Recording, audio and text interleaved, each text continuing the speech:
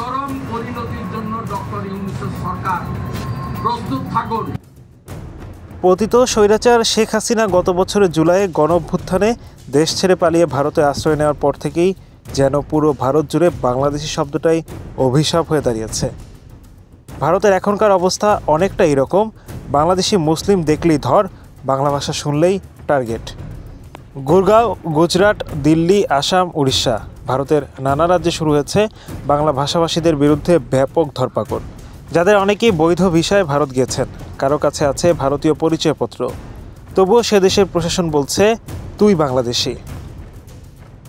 Human rights watch বলছে মাত্র 3 মাসে 1880 জনকে বাংলাদেশে পুশ ইন করা হয়েছে। দুঃখজনকভাবে এদের অনেকেই ভারতের নাগরিক ছিলেন। তাদের অপরাধ, তারা বাংলা বলেছে, মুসলিম পরিচয় দিয়েছে। পশ্চিমবঙ্গের মুখ্যমন্ত্রী মমতা বন্দ্যোপাধ্যায় বারবার বলেছেন বাংলা বলা মানেই বাংলাদেশি নয়, কিন্তু মোদী সরকারের ইসলাম বিদ্বেষ এমন এক জায়গায় পৌঁছেছে নিজ দেশের বাঙালিরাও আজ নিরাপদ না। উড়িষ্যায় 444 জন শ্রমিককে শুধু বাংলা বলার জন্য বাংলাদেশি ভেবে আটক করে পুলিশ। যাচাই করে দেখা গেল 277 জন ভারতীয়। তবুও সেখানকার প্রশাসনের খামোখা টালবাহানা। এটাই কি মোদির নিউ ইন্ডিয়া? কিন্তু প্রশ্ন একটাই, বাংলাদেশি ইস্যুতে ভারত সরকারের এত গায়ে জ্বালা কেন? বিশ্লেষকরা বলছেন, প্রথমত হাসিনা নিরাপত্তা, ভারত চায় না কোনো বাংলাদেশি তার আশেপাশেও ঘেঁষুক। দ্বিতীয়ত আসন্ন নির্বাচনে মুসলিম জোট কেটে দিতেই মোদির টার্গেট। বাংলাভাষী মুসলমান বাংলাদেশি বলেই ঠেলে দেওয়া হচ্ছে দেশের বাইরের ভূখণ্ডে।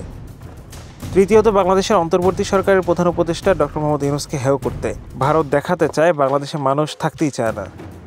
চতুর্থত আন্তর্জাতিক মহলে ভুল বার্তা ছড়িয়ে আবারও হাসিনাকে ক্ষমতায় ফেরানোর নীল নকশা তৈরি করছে মোদী সরকার।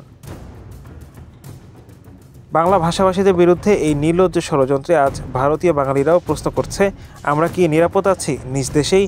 আর বাংলাদেশিরা মুখ ফিরিয়ে নিচ্ছে ভারত সফর থেকে। নেটিজেনরা বলছেন এইভাবে চলতে পারে না, বাংলা ভাষা কোনো অপরাধ নয়, বাংলাদেশি পরিচয় মানেই কোনো ট্যাগ নয়। চরম পরিণতির জন্য ডক্টর ইউনূসের সরকার প্রস্তুত থাকুন।